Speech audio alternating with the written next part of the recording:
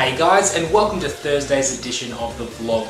Now, touching on last episode where I was talking about the breeding techniques that I use here at home to obviously implement with the spotted pythons, the Weber pythons, and of course the carpet python, which I wasn't really planning on with the carpet pythons because I only put the diamond python in with the coastal jag for maybe 2 or 3 nights, and it seems like she swelled up a fair bit more. Had her prelay, and I've obviously documented down that it was a prelay or a suspected prelay, and we'll go from there. So the next step is incubation. Now what I'll do is I'll go through the way that I've done it for the last few seasons, and every time that I have done this technique, it's worked 100% success rate. So that's with bearded dragons that I did 3 seasons ago. I had 20 eggs and I managed to do 20 out of 20 through that incubation method. The next season before that, after that, was the Simpson python. So I had 2 separate clutches. One was 16 eggs and one was 20 eggs, and managed to hatch all of them out. And last season was 2 Weber python eggs, which we had 3 infertile, so it had nothing to do with the incubation method itself. It was more the female or the male side of things, where the eggs didn't become fertilized and were just basically slugs or infertile eggs. So I'll touch on the method that we use here and show you the commercial side of incubation and obviously the homemade style, which you may or may not have seen, our 3-door fridge incubator. So we'll go through that and we'll get started off with the commercial stuff. Alright, so what I have here in front of me is a Zoomed Reptile. Now I bought this from a pet shop in Victoria, Amazing Amazon, and it was around the $239 or $259 mark from memory. It could even be a bit more expensive, but retail is always going to be more expensive, and of course these commercial things are on the tad expensive side, especially when you get further into it and you figure out that you can actually build an incubator out of a fridge or an esky. Some people have done that where it's been an esky box and they've converted that at short notice to incubate their python, lizard, dragon eggs sort of thing. So, but these commercial ones are built for a specific purpose, and that purpose is incubation. They have been tested in the States and they have worked, as I've said, with 100% success rate as long as you have your incubation technique down pat. So basically what I do is I have this, it is a commercial style one. It has heating involved, and it's got little runners inside that you can put the water into, and that creates the humid environment. It's basically just a styrofoam box with a heat cable on the top and a lid. The heating element has a thermostat inside of it, so you can set it to the temperature that you want. But I definitely recommend to anybody that uses any commercial style stuff or even homemade stuff, is the simplest thing is using one of these, and this is a Reptile one little temperature gauge, and basically I can have these 2 probes here, one in each side, and I can set it to see what temperature these tubs are going to be at and make sure they're around. I've incubated about 30 to 31 degrees. So from memory, the Reptile goes at about 33 to 35 degrees to get it to that 30 to 31 on this reader. And I trust this reader more than I do this, as it can get quite hot, and especially in a garage environment like this, it can be very hot in here. So I move the incubator inside to the house into a bedroom and keep it in a nice cool spot, so that heat continually uses the ability it has and keeps that environment nice, hot and humid. And of course I check on the eggs, top up the water in the little runners, and that's pretty much it. I do often open the tub up and check on the eggs like a lot of us do, and that obviously allows for fresh airflow as well. So it's a good opportunity to check on your eggs, swap in for some fresh air, and then close it back up, drop this back, and then you're on your way to having some baby, whatever you're trying to hatch, whether it's snakes or lizards. So next I'll show you the incubation method that I use, and it's just pretty much a vermiculite and water base, and it's being said by a lot of people that it's a 50-50 ratio, but what I do is I go off feel. So I will show you that now, just so you know what it looks like. I know you can't feel it, but you'll be able to see how much water I put in and go from there basically. So let's set up that because I have the tubs ready to go. So basically, to start off with, I have my little pink cute watering can, and I'm just going to fill up these runners here, and they have holes as well to allow for airflow, which on the bottom it doesn't really allow for much obviously, but if you do spill anything it's good there as well, because if you do overfill it, which a lot of times I overfill it, it drains out and you don't have an overflow of water, which can create too much of a humid environment. So what I'm doing is I'm basically just filling up each and every component to make sure that I have enough water in there to have a stable humid environment for the eggs. So that's got the water in there, and I've got my little mat to go over the top, which is just a little styrofoam mat. And then I've got my vermiculite.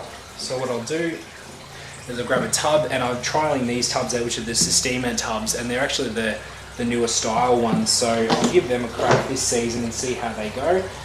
Plus they actually look alright. I know a lot of reptile keepers have these at home as a keepsake sort of thing to use for hatchlings and all that. So what I do is I get my vermiculite, and I keep mine in Sistema tubs again, and I just grab my vermiculite, fill it up, and we'll see how far we can get this, because what I like to do is I like to put the eggs in and sort of deposit them into the vermiculite a little bit. So I would say just about halfway I filled the tubs, if you can see it there, just about halfway. So you go through, some people use vermiculite, some people use perlite, and some people do the over water method as well, which all seem to work pretty well, but obviously I'll stick with what I've got.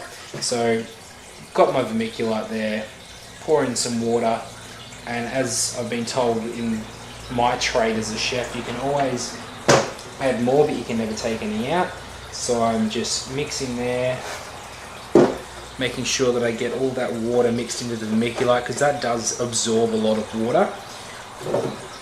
So we keep going, add it in there. And the good thing is that you can always add more vermiculite if you overcompensate for the water. But it's normally a good opportunity as well to get that feel, to see where you're at, because it can clump together a fair bit. But what you want it to do is you want it to clump together but not have any of that excess water dripping out, so it's not too wet. And what a lot of people say as well is that it will resemble, say, like your wet sand when you go to the beach. So I think a little bit more water in this, just in case. And I think by the time that's mixed through, that's going to be pretty much perfect. And that's what we want. We want that humid environment, because what the snakes do in the wild or in your enclosure or environment that you have for your snake is the female will find a nice spot in the enclosure, and what I tend to do is I provide a lay box, and it's normally just not even a box, it's just a bit of sphagnum moss that's wetted down, and I put that into about the halfway point in the enclosure where the heat is, so I use heating cable, and from there they just use that, and sometimes they don't even use that as a lay site, so it depends on the particular python. Basically, here's your vermiculite, and when I clamp down on that, it's pretty much right. It's a little bit of excess water, but other than that, not much. And that's pretty much what we're after. We want that nice crumbly texture. And then my OCD kicks in, and I like to pat it down just so it's compact. And then from there, into the Reptivator it goes, with the lid clamped shut. And then put it on.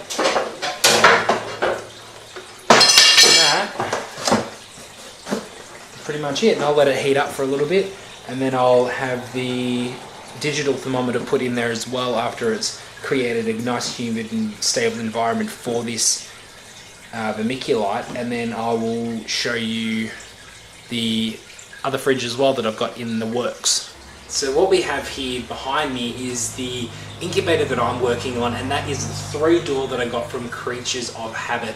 Now, they hadn't painted it or anything. This is all my handiwork, so it's quite dodgy.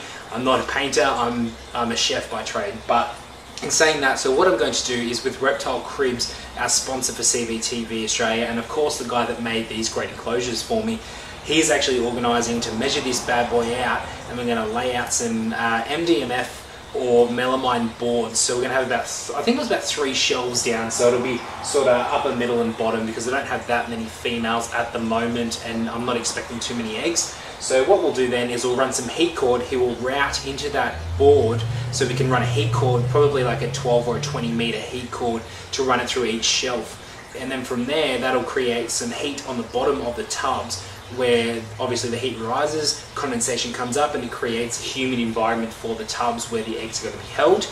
And then there's a few other things I'm going to be tweaking into this, like maybe even some light globes in there for some extra heating, and a few other little tricks that I'm going to be trying and trialing hopefully next season, because obviously this season I have a very good chance to have an albino spotted, so I'm definitely going with what I know at the moment. But I'll be having like maybe carpets in there at some stage. I've got 2 or 3 different species that I want to start breeding for next season, so this thing will be definitely in full swing. And I know there's a few people that have put their names down to use my incubator, so I might even need to charge them for that, but that's a bit later on anyway.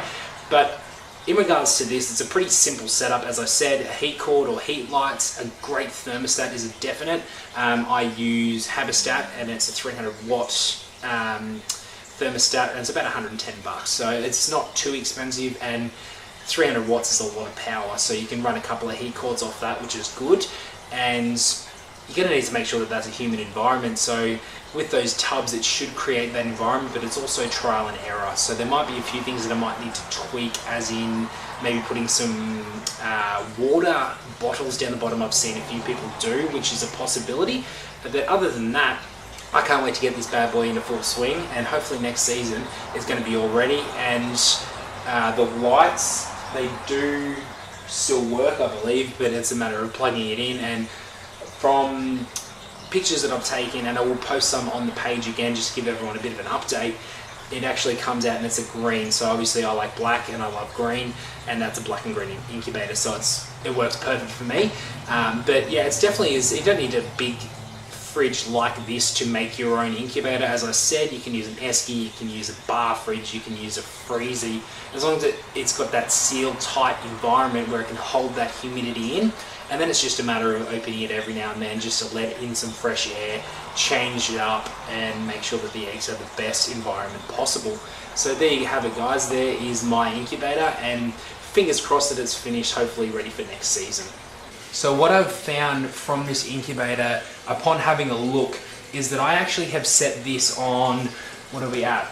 It's on 36.3 degrees, and at the moment it's still climbing. The black the black probe is obviously inside of here, and I believe it gets to about 30 or 31 degrees inside that container after. Obviously the heat takes a while to go through, but 36.4 to get to a 30 to 31 degree variant, it's a massive jump. And especially when you have species like your reptiles that require a specific environment, especially for heat, they need that to be able to survive. Otherwise, if you have it set at 31, it's obviously going to be very, very cool in there, and it's either A, going to take a very, very long time for them to hatch, or B, they're just not going to be viable at all. So it's best to grab one of these. You don't have to spend $12 to $20 on one of these at a pet store. You can obviously get them online, or Ironbark Aussie Pets do have them quite cheap from what I believe. But other than that, that is incubation, and I can't wait for these guys to start laying their eggs, and I get more and more excited. So I think I'll cut it here for now, and I hope you've learned something about incubation today. If you have any questions, drop it down in the comments for me, and I'm more than happy to answer anything that you need answered. Don't forget to subscribe for me, and I'll keep this great content going. Until then, have a fantastic week, and of course check out CBTV's pilot episode with James Bindolph, Reptiles and Invertebrates, on Sunday. Until then, I'll see you on Monday.